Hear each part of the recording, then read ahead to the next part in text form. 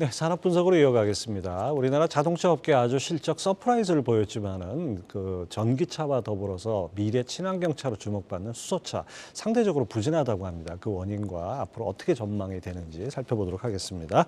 오늘 도움 말씀에 대덕대 미래자동차학과의 이호근 교수 모셨습니다. 어서 오십시오. 네, 안녕하세요.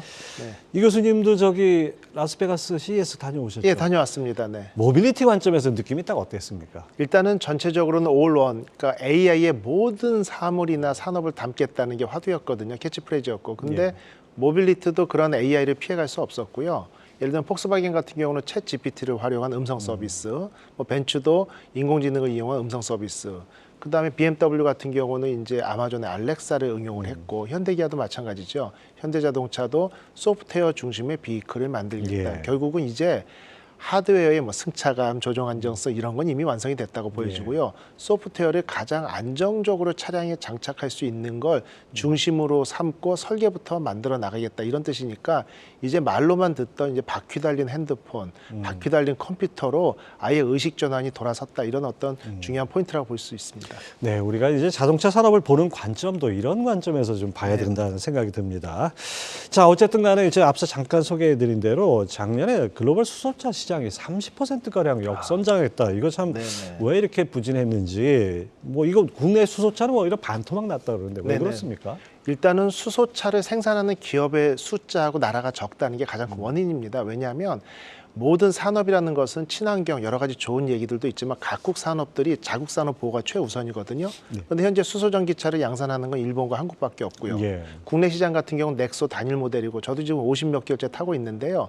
실은 개인적으로 상당히 만족스러워가지고 후속 모델을 기대하고 있는데 후속 모델이 좀 늦어지고 있거든요. 그러니까 단일 모델로 벌써 한 5년, 6년째 페이스리프트만 하면서 계속 이렇게 모델이 바뀌지 않는다라는 부분이 있었고 충전 비용도 초창기에 킬로그램당 8,800원에서 이제 9,900원으로 좀 다소 올라가고 있으면서 또 유류 가격이 많이 떨어졌지 않습니까? 예. 그러다 보니까 그 격차가 많이 좀 갭이 작아졌죠. 그리고 최근에 불량 수소 파동도 있었고 또 한 가지는 인프라 부족이 가장 큽니다.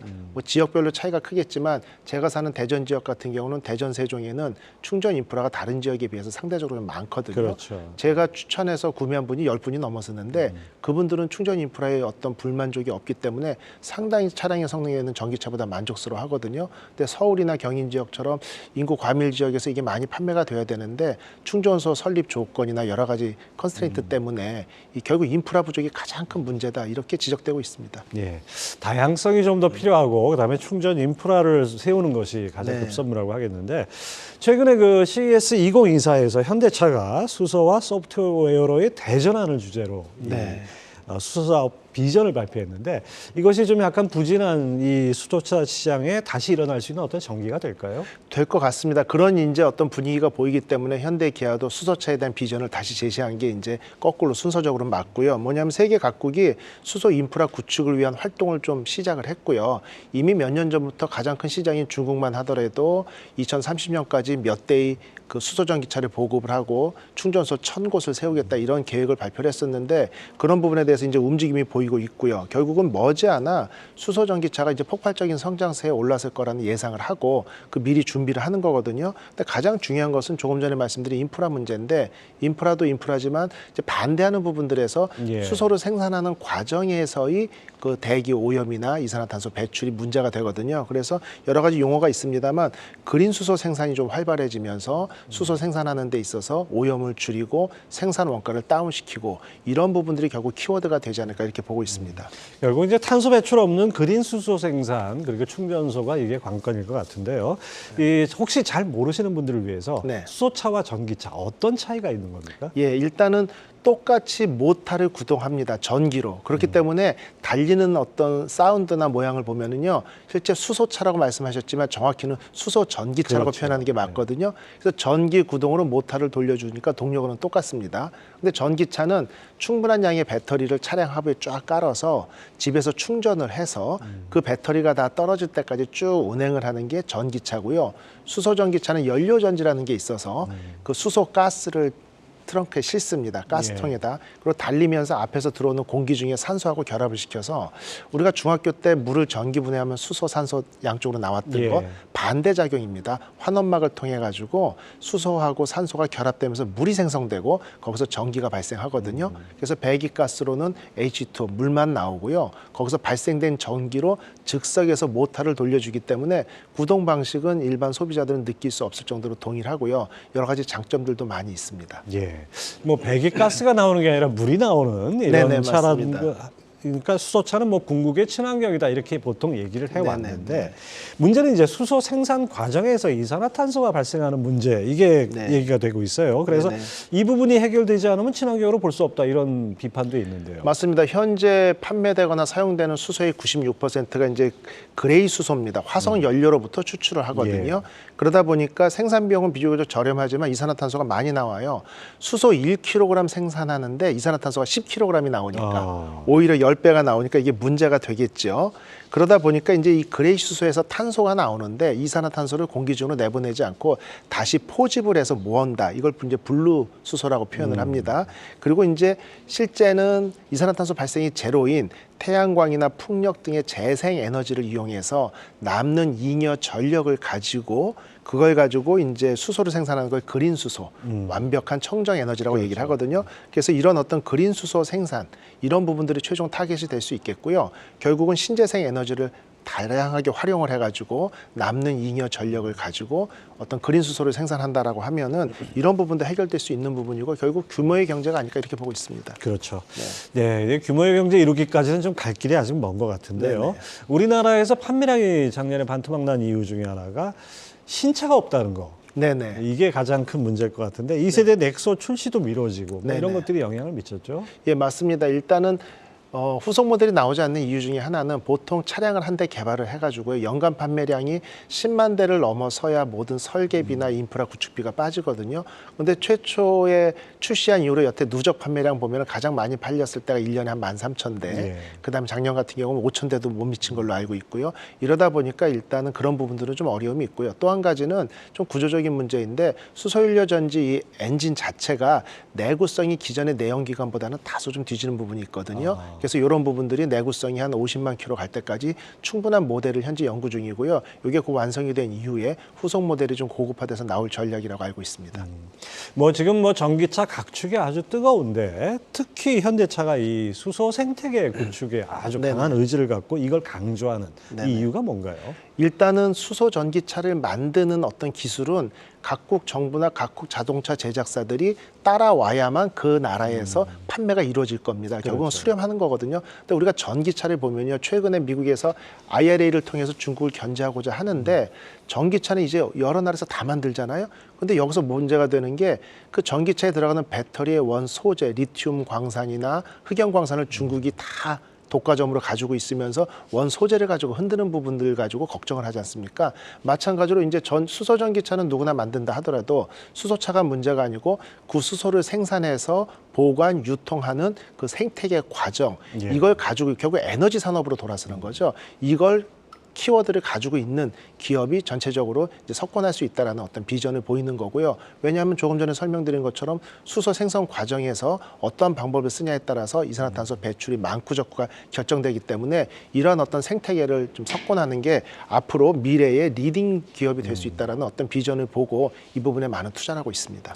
하여튼 수소차에 대한 어떤 비판적인 시각을 없애기 위해서는 이제 그린 수소가 필수인데 네네. 현대차가 이제 그린 수소 생산 위해서 다양한 기술을 개발 중이다 했는데 네. 앞서 잠깐 언급해 주셨지만 뭐 그레이 수소라든지 뭐 블루 수소라든지 뭐 네네. 그린 수소 이렇게 나뉜다고 들었는데 이게 어떤 특장점들이 있습니까? 일단 그레이 수소 또 브라운 수소라고도 하거든요. 이건 뭐냐면 석탄, 갈탄, 천연가스 등에서 고온 고압에서 수소가 주 성분이 있던 가스를 만듭니다. 합성가스를. 이렇게 될 경우에는 수소를 추출하기가 쉽거든요. 또는 물에서 전기분해서 수소를 만들어내든지요. 이럴 경우에는 실제 이걸 갖다가 이산화탄소 발생량이 10배나 많아지는 거죠. 우리가 그 제철소에서 또 부수적으로 나오는 부생수소 말씀도 드렸죠. 이것도 다 이제 이런 그레이 수소에 속하거든요. 이산화탄소가 많이 발생하기 때문에 친환경적으로 절대 도움이 될 수 없다라는 그렇죠. 어떤 부정적인 의견이 많은데 현재는 96% 정도가 이렇게 생성되고 있고요. 이 와중에 나오는 이산화탄소를 포집해가지고 포집 설비를 갖춰서 모아내자는 얘기죠. 그러다 보니까 결국은 탄소 배출량은 줄어들기 때문에 비용도 절감될 수 있고 경제성도 뛰어날 수 있습니다. 다만 최종적인 목표인 그린 수소에 비해서는 다소 환경적인 면에서는 다소 뒤지지만 물론 그레이나 브라운보다는 훨씬 앞섰죠. 그다음 그린 수소는 100% 친환경 에너지를 활용해서 만들기 때문에 재생 에너지를 생산한 전기로 만듭니다. 결국은 이걸 이제 수전의 방식을 통해서 만들기 때문에 이 그린 수소를 생산하게 된다라고 하면은 뭐 이런 어떤 논란에 대해서 완전히 자유로울 수 있거든요. 비용 차이는 어떻습니까? 비용 차이는 그린 수소가 현재 그 시설, 신재생 에너지 설비를 갖추는 데 들어가는 비용이 많이 들겠죠. 결국은 그걸 뽑아내서 얼마큼 많이 사용하느냐. 그래서 규모의 경제라고 말씀을 드린 거거든요. 그래서 수소 사용량이 충분히 많아지게 되고 그게 규모의 경제로 이어지게 된다라고 하면은 충분히 뭐 시장성은 있다라고 볼 수 있습니다. 예, 그렇습니다. 또 세계 최대 시장이라고 하는 이 중국 정부가 내년까지 수소차 보유량 목표치를 5만 대로 잡고 수소 산업을 네. 육성한다 이렇게 나왔어요. 네. 중국이 또 가세를 하면 이게 시장이 커지는 효과가 있을 것 같은데 중국 수소차 기술은 발전 속도가 좀 상대적으로 느린 편인 것 같습니다. 예. 현대차가 이 부분을 공략할 수 있을까요? 예, 충분히 지금 노리고 있고요. 실제 중국 같은 경우는 이렇게 이제 앞으로 친환경 차의 하나로서 수소차를 갖다 분명히 보급하겠다는 계획은 세워 있고 또 수소 굴기라는 좀 목적도 예. 세웠고 특정 지역을 수소 산업의 인프라 구축의 어떤 지역으로 삼았었습니다만 본인들이 자체 개발한 수소차 양산 모델은 아직 없거든요. 그래서 현대자동차 같은 경우는 여기를 갖다가 이제 공략을 하면서 H2라는 회사를 통해 가지고 수소 그 양산 시설, 그다음 수소 스택을 만들고 이 부분을 그 시에다가 뭐 1,500도 정도 시범적으로 보급을 하고 이런 쪽에 인프라 구축에 먼저 신경을 쓰고 있습니다. 왜냐하면 수소 그 공장을 만들거나 스택을 만드는 공장 하나 설립을 하는데도 2조, 3조의 돈에 최소 2, 3년의 기간이 걸리거든요. 예. 결국 이제 2024년인데 중국에서 2025년에서 26년에는 일부 보급을 시작하겠다는 어떤 어나운스가 있었거든요. 그러다 보면은 지금부터 준비를 해서 인프라 구축을 해놓고 생산 시설을 예. 완공을 한다. 이런 부분들은 앞으로 1, 2년 후에 다가올 중국의 수소전기차 보급의 어떤 시점에서 중요한 어떤 포인트가 될 수 있기 때문에 많은 투자를 하고 있습니다. 예. 근데 이제 뭐 기존 전기차나 수소 전기차나 마찬가지인데 내연기관차는 그냥 주유구만 놓으면은 바로 이제 주유가 네. 되지 않습니까? 네, 네, 근데 이 전기차나 수소차는 이게 충전하는데 좀 시간이 걸린다는 게 이게 좀 네. 단점이고 또 특히 이제 이 수소 전기차는 충전소 문제가 네네. 국내 어느 정도로 지금 보급돼 있습니까? 이 충전 시설은 제가 이제 5년 동안 겪은 걸 말씀드리면요. 초창기에 만들어진 충전 시설은 한 번 충전하는데 20분 걸린다는 표현이 맞습니다. 왜냐하면 압력 탱크가 수소 전기차에 보통 750기압으로 가스가 들어가거든요. 그럼 이쪽 서지 탱크는 그것보다 높은 900, 950 기압이 돼야 네. 밀어넣을 거잖아요. 그렇죠. 그러다 보니까 이 탱크의 용량이 한없이 커질 수 없거든요. 비용 문제 때문에. 그러니까 2대 충전하고 나면 이 탱크를 다시 채우는 동안에 시간이 걸려서 10분, 15분 딜레이하고 2대 넣고 이랬거든요. 근데 최근에 나온 충전소들은요. 이 서지 탱크를 2개 정도로 교대로 쓰기 때문에 즉석에서 그때그때 충전을 해서 빠르면 4분에서 6분 안에 충전을 쭉쭉 빠졌습니다. 그다음 또 한 가지 여기서 충전소가 지금 현재 300개 정도가 들어서 있고요. 내년에 한 400기 정도, 최종적으로는 한 2030년까지 600기 정도를 만들겠다고 합니다. 근데 이게 뭐냐면 조사를 해봤습니다. 설문조사를 통해서 보통 충전소까지의 거리를 보면은 15분에 운전 시간에 9km 미만이면 적절한데 우리나라 전국토의 90%를 커버하려면 한 480기 정도의 충전소가 있으면 예. 충분하다고 하거든요. 국토 면적이 좀 적기 때문에 그래서 지금보다는 한 1, 2년 후면은 큰 불편함이 없을 수 있는데 여기서 하나의 팁은 뭐냐면요. 현재 충전소는요. 충전소 하나당 대부분 충전기가 하나밖에 없습니다. 워낙 차들이 없으니까. 예. 그런데 거기에 충전소가 대전에 이제 2곳으로 늘어나기 시작했거든요. 결국 충전소 하나당 충전기가 2개, 3개 늘어나면 기존에 300곳에서 충전할 수 있는 데가 350곳, 400곳 늘어나는 효과가 있고요. 그렇죠. 또 한 가지 포인트는 제도적으로 개선할 부분이요. 실제 프랑스 같은 경우에 셀프 충전이 가능하거든요. 근데 우리나라는 고압가스 관리 기사 자격증이 있는 사람만 충전을 하니까 저녁 8시에는 근무가 끝나거든요. 근데 이것을 일부 어떤 센서나 한 3군데인가가 지금 셀프 충전 시범으로 돌아가는데 모든 안전장치를 구비한 다음에 셀프로 돌린다라고 하면 24시간 구동이 가능하면 실제 충전소가 지금보다 2배 확대된 효과를 낼 수도 있거든요. 이런 여러 가지 면에서 조금 노력을 한다면 이 충전소 부족 문제는 조만간에 좀 해결될 수 있지 않을까 이렇게 보고 있습니다. 충전소 숫자도 숫자지만은 수요자가 있는 곳에 충전소가 있어야 되지 않습니까? 그렇죠. 그럼 아무래도 인구가 밀집한 수도권 쪽에 충전소가 늘어야 되는데 이게 고압가스 안전관리법상 이 유동인구가 많은 곳에 못 세운다며요. 그러다 보니까 이게 수요와 공급이 조금 괴리가 되는 거 아닌가요? 예, 맞습니다. 정확히 보셨는데요. 제 기억으로는 제도가 바뀌지 않았다고 하면 일반 주거지역에서 200m 떨어져야 되고 일반 상업시설에서는 50m 떨어져야 되거든요. 근데 서울 시내 아무리 생각해봐도 그런 공터가 어디 있습니까? 200m가 빈 공간인 데는요. 고수부지 빼놓고는 없는 것 같거든요. 그러니까 접근성의 문제가 상당히 크고요. 이런 부분들은 우리보다 안전에 훨씬 민감하고 지진의 위험성도 있는 일본 같은 경우도 LPG 충전소, 주유소, 수소가스 충전소 이런 것들을 좀 통합적으로 운영할 수 있도록 안전장치나 이런 부분들 제도가 좀 많이 개선돼 있거든요. 근데 우리나라는 LPG 충전소하고 주유소만 해도 이격거리를 상당히 둘 수밖에 없게 제도가 예. 아직도 좀 돼 있고요. 그러다 보니까 그런 부분에 대해서 일단 시설 투자나 인프라 구축이 좀 어려움이 많이 있거든요. 그래서 좀 안전을 충분히 고려한 상황에서 선진국이나 우리보다 그 안전에 더 민감한 나라들의 어떤 시설이나 규정을 좀 본받아서 좀 개선해야 되지 않을까 보고 있고요. 또 한 가지는 대안으로는 일단 용량이 작아서 폭발의 위험성이나 파열의 위험성이 적은 이동용 수소 충전기를 가지고 실제 시내 곳곳에서 어떤 타이밍별로 충전할 수 있는 이런 것까지 고려하고 있다고 볼 수 있습니다. 아, 이동용 충전소도 네네. 가능하다 이런 네네. 말씀이네요.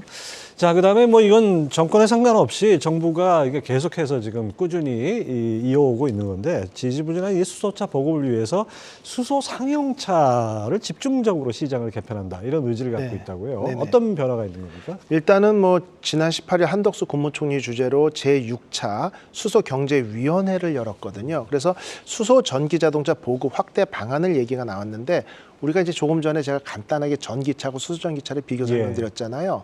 근데 좀 더 산업적으로 설명을 드리면 전기차 같은 경우는 주행거리를 늘리려면 배터리를 계속 많이 실어야겠죠. 예. 주행거리 최근에 나온 차량들 400에서 500km인데 2배로 늘리려면 배터리를 2배를 실어야 되거든요. 그런데 수소전기차는요. 수소 스택이 있죠. 엔진이라고 생각을 하시면 되고 뒤에 연료 탱크가 있습니다. 현재 2kg짜리 수소를 채울 수 있는 탱크가 3개가 있어서 600km 내외를 주행을 하거든요. 근데 여기다가 탱크 하나만 더 달면 200km씩 쭉쭉쭉 늘어나겠죠. 그러니까 이게 비용 면에서는 그다음에 전체 무게는 탱크 하나만 증가하기 때문에 많이 늘질 않거든요.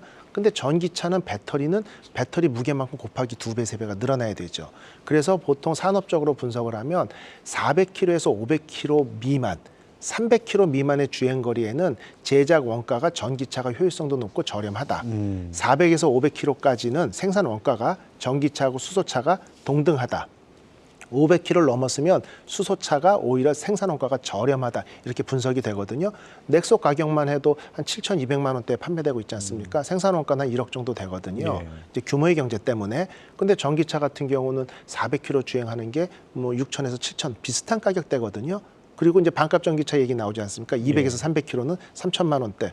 그런데 뭐 루시안이나 미국의 스타트업들에서 1,000km 주행하는 전기차 만들겠다고 했을 때 가격대가 다 2억 이렇게 올라가죠. 결국 수소전기차는 지금보다 주행거리 2배로 늘린다 해도 차체가 살짝 커지고 가격이 돈 1,000만 원만 올라가면 될 수 있습니다. 그럼 이런 부분들은 이제 승용만 말씀을 드렸는데 버스 같은 경우 서울시에서 전기버스 시범 운행하다가 공항버스 이번에 수소전기차로 바꾼 거 아마 아실 겁니다. 왜냐하면 전기버스는 2톤 정도 배터리가 실리는데요. 한 번 주행하는데 300km밖에 못 달리거든요. 근데 영종까지 좀 거리가 멀죠. 예. 그러니까 광화문에서 인천공항까지 한 번 갔다 오면은 충전하는데 열 몇 시간이 걸리니까 불가능한 거죠. 그럼 동일하게 한 300~400km 주행한다 하더라도 수소 연료 전기 버스 같은 경우는 충전을 한 20분에서 40분이면 할 수 있으니까 자, 롱레인지, 그다음 헤비한 어떤 트럭, 화물 이런 것들은 수소가 훨씬 유리하다는 거죠.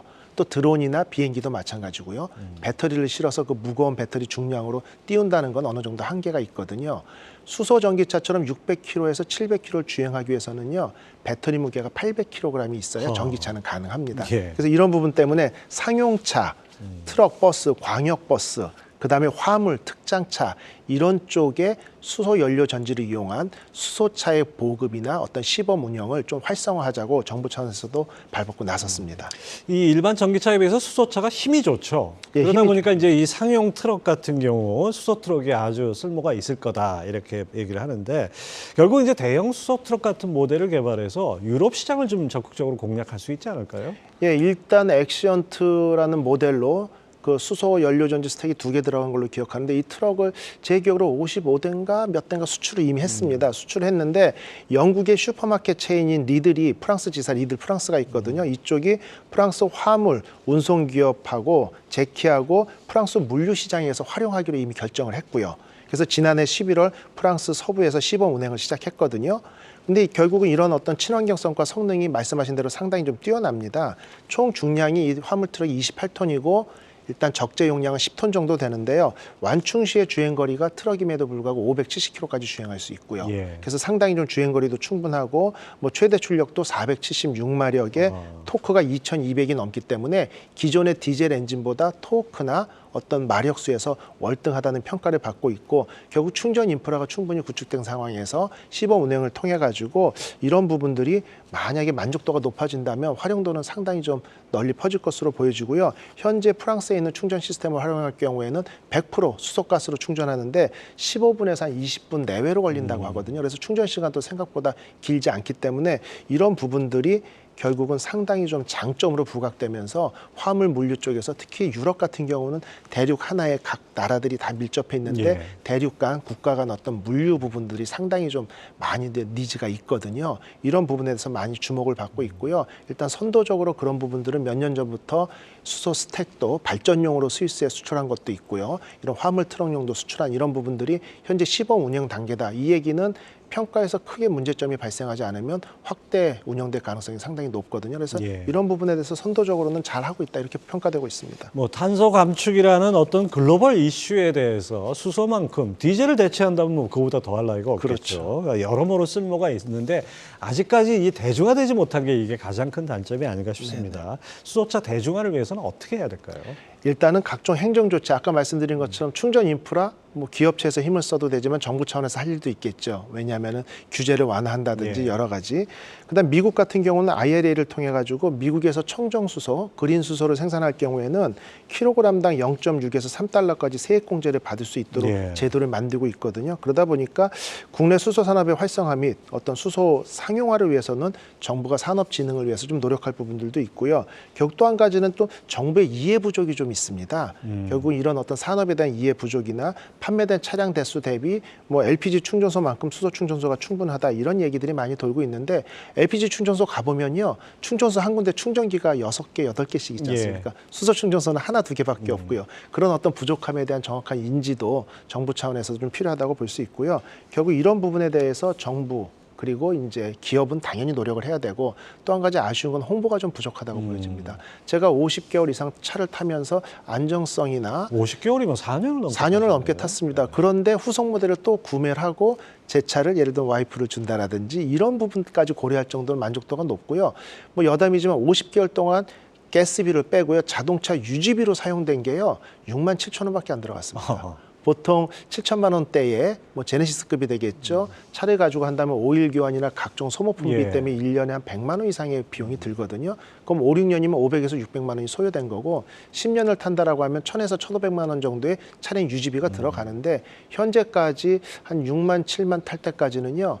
최소 제가 따져도 부동액 교환 20만 원 추가되는 거 외에는 비용이 들어갈 게 없습니다. 결국 1개월에 1,000원, 2,000원의 유지비만 가지고도 차량의 유지 보수가 가능하다는 부분들은 실제 상당히 좀 소비자 입장에서 메리트가 크거든요. 그래서 이런 부분들이 충분히 홍보되지 않은 것도 소비자들이 외면하는 이유가 아닐까 보여지고요. 상당히 안타까움이 있습니다. 예.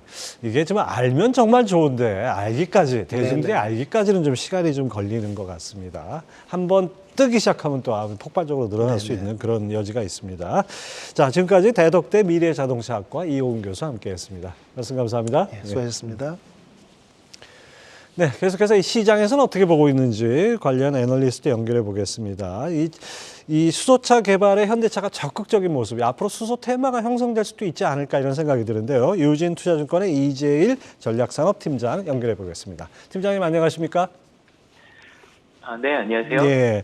자, 수소 사회 이거 아직 좀 멀게 느껴지는데 현대차가 어쨌든 간에 다음 달 수소 생산 거점 구축 사업에 첫 발을 뗀다고 이런 발표도 있었고요. 하수 슬러지를 활용해서 수소 에너지를 직접 생산하는 방식으로 뭐 국내에 처음이라고 하는데 관련해서 좀 설명해 주시죠. 우리나라에 이제 하수 슬러지를 이용을 해가지고 거기서 발생하는 메탄을 정제해서 바이오가스를 만든 다음에 수소 에너지로 전환하는 이런 시설을 지금 설치를 하려고 하고 있습니다.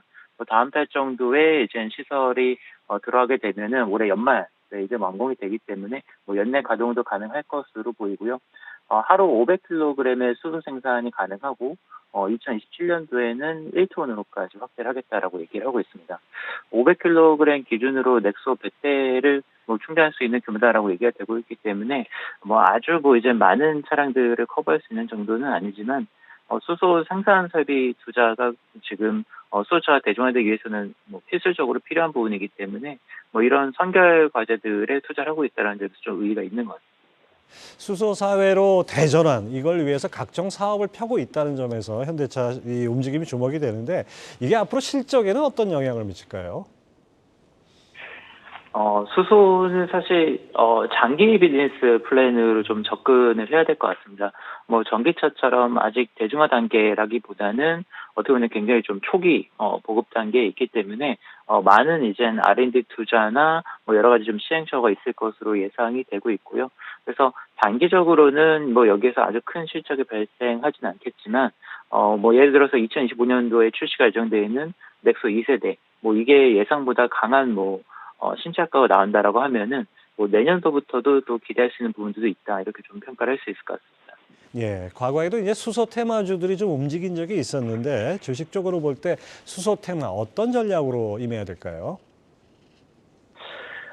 말씀하신 것처럼 수소는 정말 좀 장기 테마로 접근을 해야 될 것 같고요. 경제성을 갖추기 위해서 난관이 상당히 또 많기는 합니다. 근데 최근 들어서 보면은 이제 전기차가 굉장히 또 대세로 가기도 하지만 어떻게 보면 좀 속도 조절론도 얘기가 나오고 있고 또 거기에 대해서 전기차로 무조건 가는 게 아니라 하이브리드나 PHEV, 수소차 같은 다른 대안들도 관심을 가져야 되는 거 아니냐라는 얘기도 나오고 있기 때문에 그런 측면에서 수소 같은 경우에도 굉장히 좀 중요한 친환경차 전환의 한 축으로 보고는 좀 접근을 할 필요가 있다라고 생각을 하고 있습니다. 다만 이번에 좀 CES에서 현대차가 굉장히 좀 수소에 대해서 세게 얘기를 하면서 좀 많은 기대를 모으긴 했는데 결국 핵심은 연료전지라고 볼 수 있거든요. 현대차가 내년도에 출시하는 넥소 2세대에 얼마나 기능적으로 향상이 된 연료전지를 탑재를 할 수 있을지, 연료전지 기술의 발전 속도가 전기차를 대체할 수 있을 정도로 빨리 올라오는지 이 부분에 좀 포커스를 맞춰가지고 투자 전략을 세우시면 좋지 않을까 이렇게 생각이 듭니다. 네, 지금 당장은 아니지만은 중장기적으로 상당히 유망한 테마가 바로 수소 테마가 되지 않을까 생각이 됩니다. 네, 지금까지 유진투자증권 이재일 전략산업팀장 함께했습니다. 말씀 감사합니다. 네, 감사합니다.